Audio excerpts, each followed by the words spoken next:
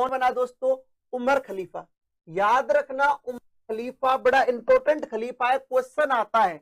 ये वही उमर खलीफा है जिसके समय सर्वप्रथम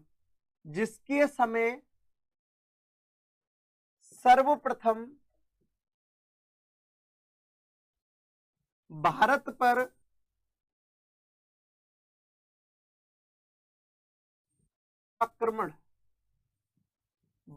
पर सर्वप्रथम अरब आक्रमण के समय क्वेश्चन आता है, भारत पर पहला अरब आक्रमण कब और किस खलीफा के समय हुआ? दोस्तों बड़ा इंपॉर्टेंट टॉपिक चल रहा है, गाय तो ना, क्योंकि मैं आपको डायरेक्ट कासिम करा देता तो वो इंपॉर्टेंट नहीं था, यहां से समझना है आपको।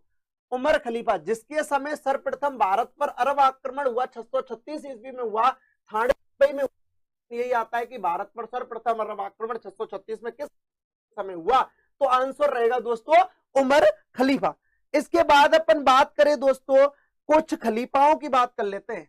उमर खलीफा के बाद एक खलीफा बना, ये सेकंड नंबर का है। तो तीसरे नंबर का एक खलीफा बना जिसका नाम था उस्मान। क्या नाम था दोस्तों? उस्मान नाम था। इसके बाद दोस्तों अली बना। इसके बाद उनके प्रारंभिक 4 खलीफा अबू बकर, उमर, उस्मान और अली।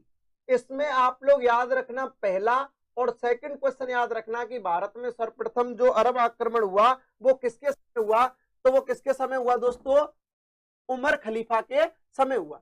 इसके बाद दोस्तों एक और बनता है जिसका नाम है मुआविया, एक 5वां खलीफा बनता है। वो सर्वप्रथम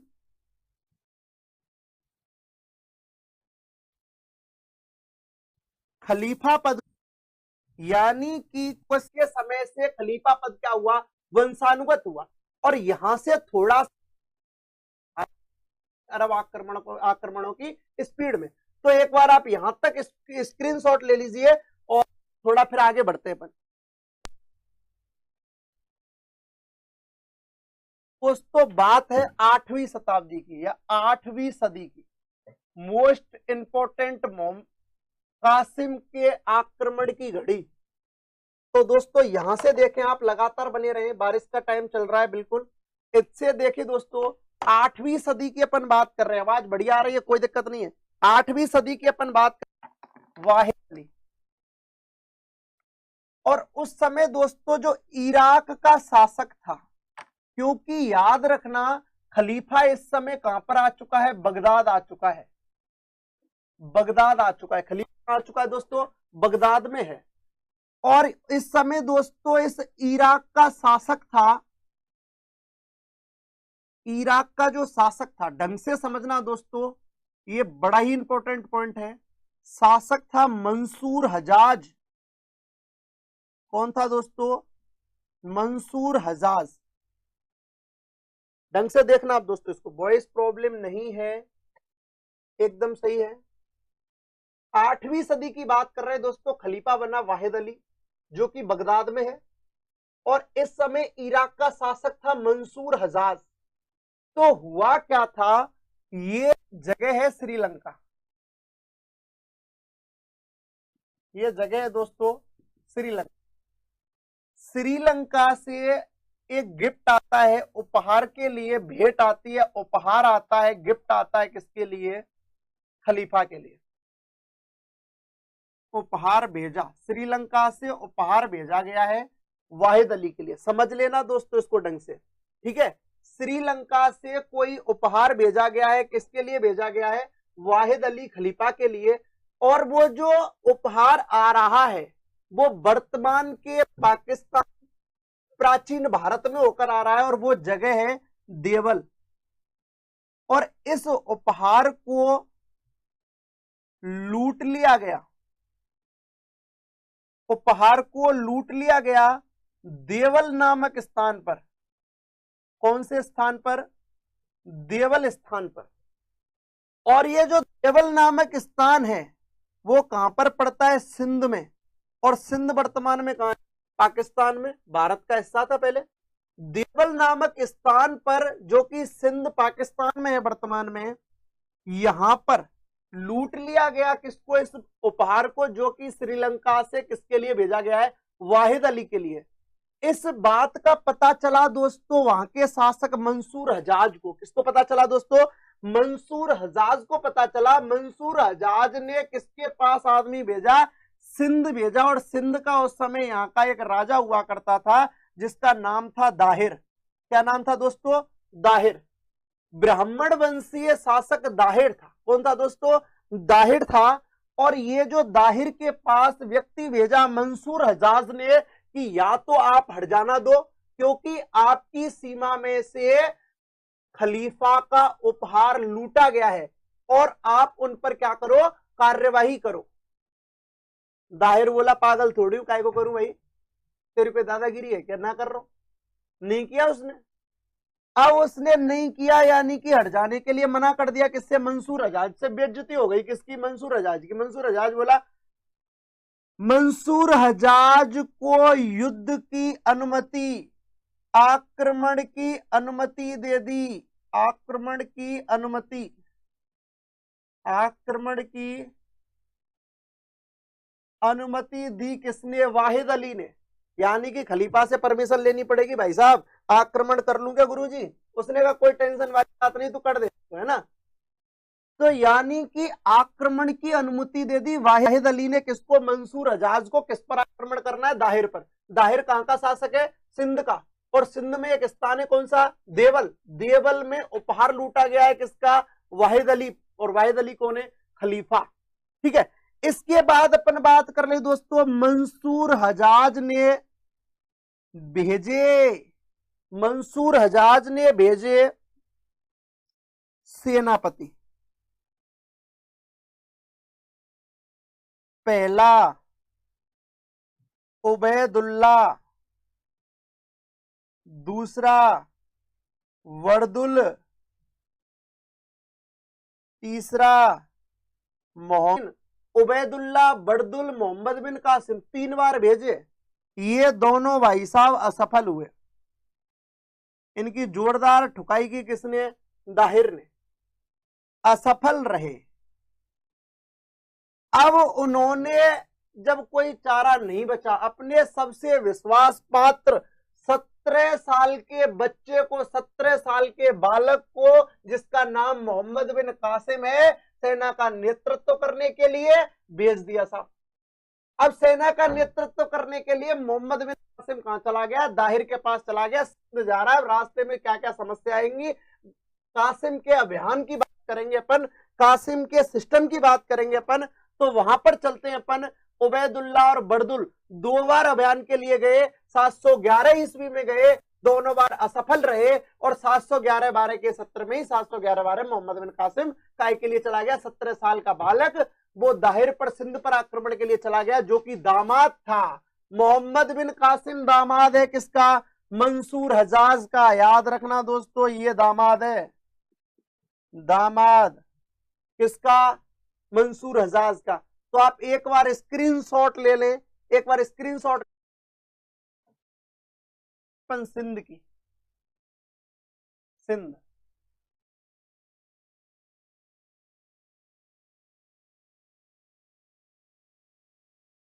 सिंध की बात कर रहे हैं दोस्तों अपन। के बाद बात करूं मैं दाहिर। दाहिर के पिता कौन थे, चच। दाहिर के पिता थे चच। इसके बाद पुत्रियों की वो थी, एक का नाम था सूर्या, दूसरी का नाम था परमल।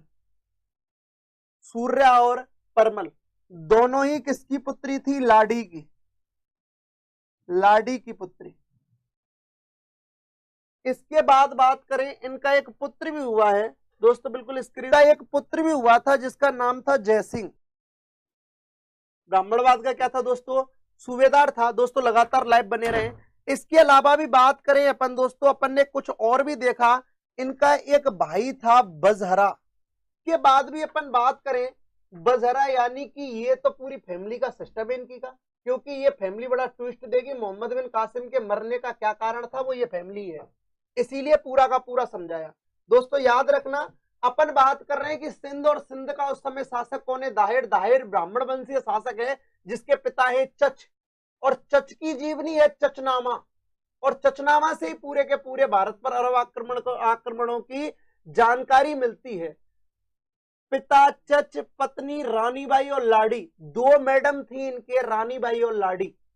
दो छोरियां थी, सूर्या और परमल, जो कि दूसरे नंबर की रानी लाड़ी की पुत्री थी।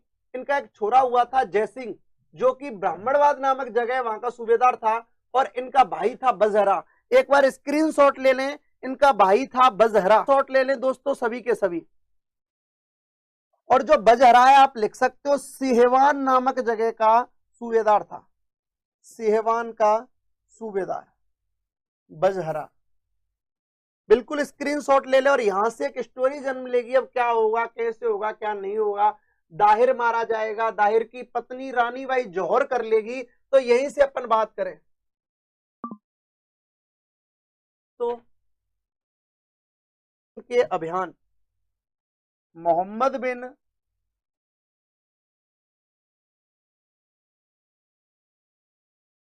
निरून सिहवान के आगे अपन बात कर ले कि देवल, निरून, सेवान, ब्राह्मणवाद। इसके अलावा भी दोस्तों अपन बात करें, राम राम भाई जतन सिंह गुर्जर। आगे अपन बात करें दोस्तों अलोर और रावर, अलोर दाहिर। कौन कर रहा था दोस्तों? दाहिर। समझना आप, इससे पहले कासिम ने जीत लिया, कासिम ने जीत लिए। समझना दोस्तों, मोहम्मद बिन कासिम जब अभियान के लिए आए, ये क्रम है दोस्तों इनका।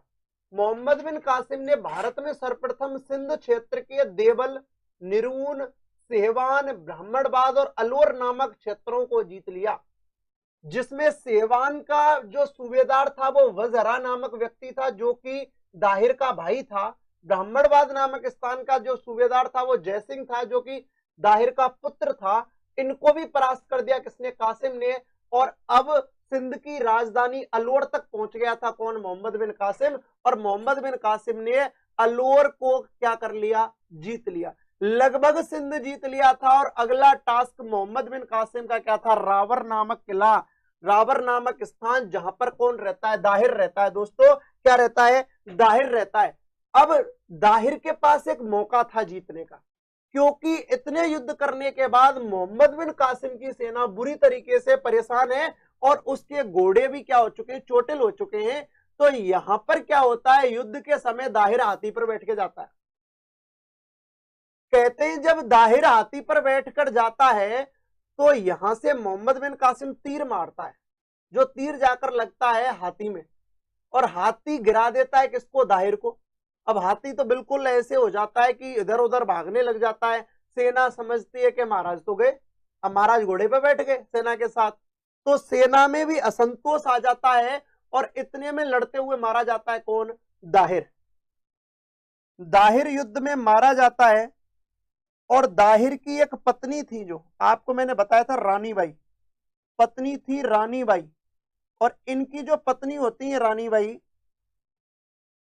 वो क्या कर लेती हैं दोस्तों? जौहर कर लेती हैं। रानीबाई क्या कर लेती हैं? जौहर कर लेती हैं। यहां पर क्या होता है? यह भारत में पहला सफल अरब आक्रमण माना जाता है किसका? मोहम्मद बिन कासिम का। तो दोस्तों याद रखना, यह भारत में